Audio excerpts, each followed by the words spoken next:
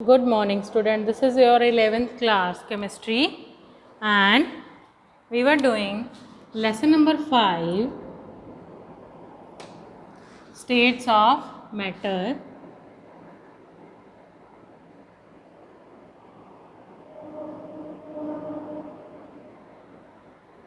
इसमें हम gaseous state study कर रहे थे, ठीक है। हमने गैस लॉ स्टार्ट किए थे। गैस लॉज, इसमें सबसे पहले था Boyle's law,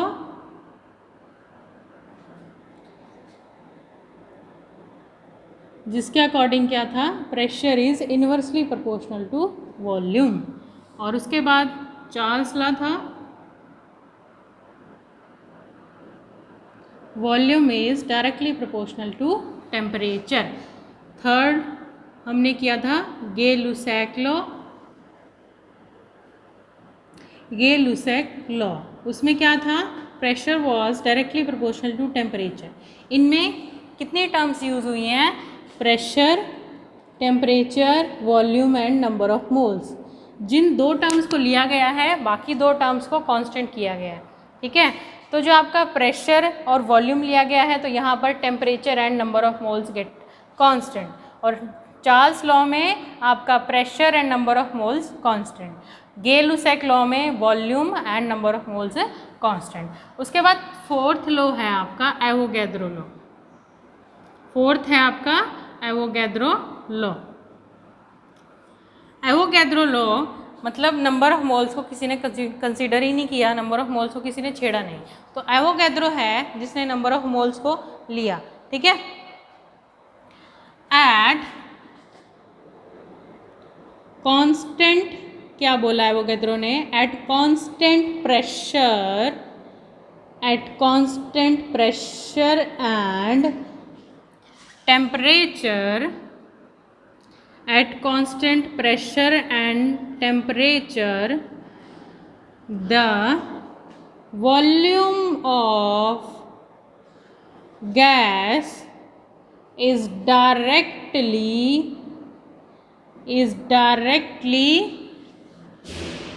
proportional to number of moles, ठीक है, directly proportional to number of moles. V is directly proportional to, यहाँ पर volume is directly proportional to number of moles है, volume is directly proportional to number of moles है, ठीक है। तो V is equal to KN कर दें हम, प्रोपोर्शनैलिटी का साइन हटा के हमने क्या लगा दिया, K लगा दिया। तो V is equal to KN आ गया, तो V/N is equal to K आ गया, ठीक है। और V क्या है, वॉल्यूम, N क्या है, नंबर ऑफ मोल्स। तो ये कौन सी होगी, मोलर वॉल्यूम। मोलर वॉल्यूम क्या होगी, ये molar volume of the gas, ठीक है। Vm जिसको हम लिख सकते हैं V/N, और किसके इक्वल है, ये K के इक्वल है। ये मोलर वॉल्यूम आ गई। मोलर वॉल्यूम, मान लो at S T P 1 mole gas की कितनी वॉल्यूम होती है। STP मतलब क्या होता है, स्टैंडर्ड टेम्परेचर प्रेशर। STP क्या होता है, स्टैंडर्ड टेम्परेचर एंड प्रेशर, ठीक है, standard temperature and pressure. Standard temperature कितना होता है, 273 केल्विन। प्रेशर कितना होता है, 1 एटमॉस्फेयर।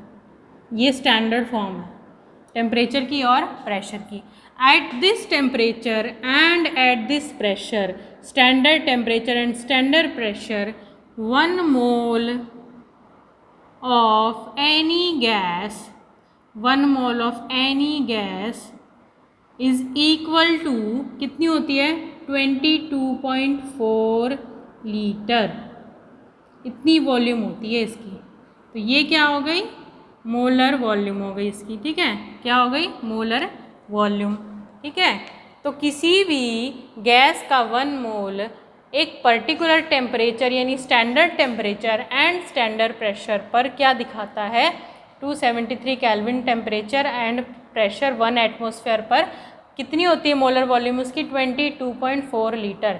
ये स्टैंडर्ड वैल्यूज़ हैं, आपको क्रैम करनी होती हैं ये चीज़ें, आगे न्यूमेरिकल्स में यूज़ होती हैं। कई बार दी जाती हैं, कई बार नहीं दी जाती। कॉम्पिटिटिव एग्ज़ाम में ये सब प्रोवाइड नहीं होता आपको, चलो CBSE में दे दिया, कॉम्पिटिटिव एग्ज़ाम में ये सब वैल्यू नहीं दी जाती, ठीक है। तो ये था आपका एवोगैड्रो लॉ। तो देखिए ज़रा आप, हमारे पास 4 लॉज आ गए आपके। कितने आ गए? 4 लॉज आ गए। कौन कौन से? आपका बॉयल्स लॉ है, चार्ल्स लॉ है, गे-लुसैक लॉ है, एवोगैड्रो लॉ है। इसमें pressure is inversely proportional to volume, volume is directly proportional to temperature, pressure is directly proportional to temperature and volume is directly proportional to number of moles, ठीक है। अब हम क्या करें, इस डेफिनेशन को मैं इरेज कर रही हूँ एक बार, आई होप आपने लिख ली होगी। अब बाय कंबाइनिंग 1, 2 और 3rd और 4th जितने भी आपके गैस लॉज हैं, जितने भी 4 लॉज हैं ना, Boyle's law, Charles law, Gay Lussac law and आपका Avogadro law, by combining gas laws को हम कंबाइन कर देंगे तो क्या आ जाएगा? Pressure is directly proportional to, ये देखो, pressure is directly proportional to 1/V and directly proportional to T, ठीक है। यहाँ पर तो ऐसे लिख सकते हो आप इसको, ठीक है, लिख सकते हो डायरेक्टली प्रोपोर्शनल टू। अब PV इधर चला गया, क्या आ गया? यहाँ पर T आ गया, V इस साइड चला गया तो PV प्रोपोर्शनैलिटी साइन हटा के RT लिख दिया हमने, प्रोपोर्शनैलिटी साइन हटा के हमने RT लिख दिया। ये 2 लॉज लगाए हमने, ये वाला और ये वाला, ठीक है। अब वॉल्यूम डायरेक्टली प्रोपोर्शनल किसके है यहाँ पे? नंबर ऑफ मोल्स के। ये वाला तो हो गया ना, volume directly proportional to temperature, ये वाला आ गया चार्ल्स लॉ, ये वाला आ गया बॉयल्स लॉ, ये आ गया आपका गे-लुसैक लॉ। उसके बाद Avogadro law, volume is directly proportional number of moles, volume is directly proportional to number of moles. तो PV ऐसे लिख सकते हैं हम इसको, यहाँ से N और T, और फिर इसको भी हम इस तरह से लिख सकते हैं PV is equal to nRT। R आ गया हमारा गैस कांस्टेंट, R क्या आ गया हमारा? Gas constant. ये क्या आ गई आपकी? क्या आ गई आपकी? ये आइडियल गैस इक्वेशन। क्या आ गई आपकी? आइडियल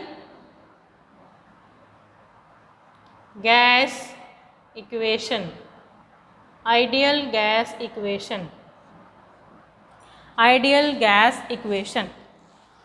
तो देखिए ज़रा क्या है, PV equal to nRT, R क्या है? Gas law. कैसे आया ये? सबसे पहले बॉयल्स लॉ में क्या है? इन्वर्सली प्रोपोर्शनल टू V और P किसके? डायरेक्टली प्रोपोर्शनल टू T है, इनको कंबाइन कर दिया, ये आ गया। अब दूसरे में क्या है?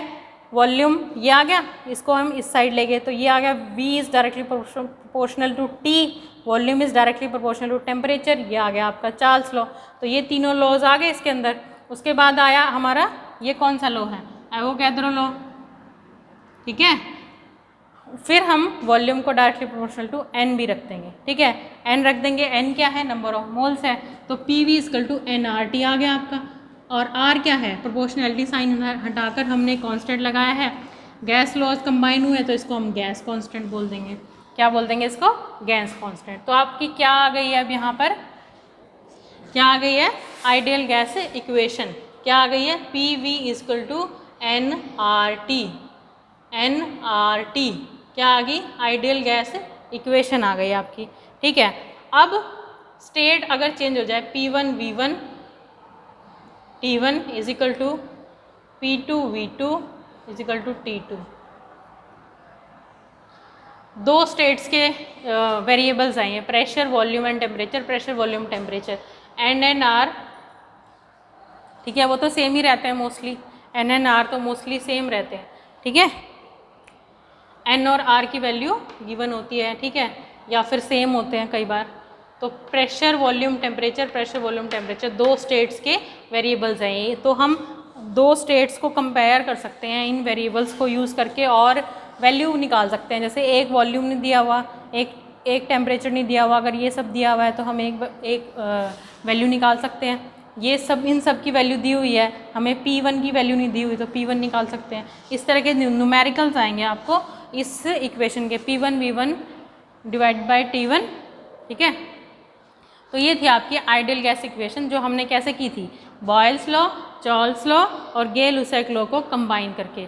एक बार फिर से देखो, बहुत इंपॉर्टेंट है, ये हर बार एग्जाम में आती है आपको Boyle's law, P is inversely proportional to V, यानी कि pressure is inversely proportional to volume. Charles law, volume is directly proportional to temperature. Gay Lussac law क्या है, pressure is directly proportional to temperature और उसके बाद Avogadro law, volume is directly proportional to number of moles, ठीक है। और इनको combine कर दिया सारे लॉज को, तो क्या आ गया, PV directly proportional to NT, और इस प्रोपोर्शनैलिटी के साइन को हटा के हमने लगा दिया R, तो PV इक्वल टू क्या आ गया, nRT। PV क्या है, nRT। ये क्या है आपकी आइडियल गैस इक्वेशन, जो हम बहुत बार यूज़ भी कर चुके हैं, और इस आइडियल गैस इक्वेशन को हम हर लॉ में अप्लाई भी कर चुके हैं, ठीक है। तो P1 V1 T1 equal to P2 V2 divide by T2, इस तरह हम दो स्टेट्स में कंडीशन लगा के वैल्यू निकाल सकते हैं। तो यहाँ तक रिवाइज करना है आपको। Thank you and have a nice day.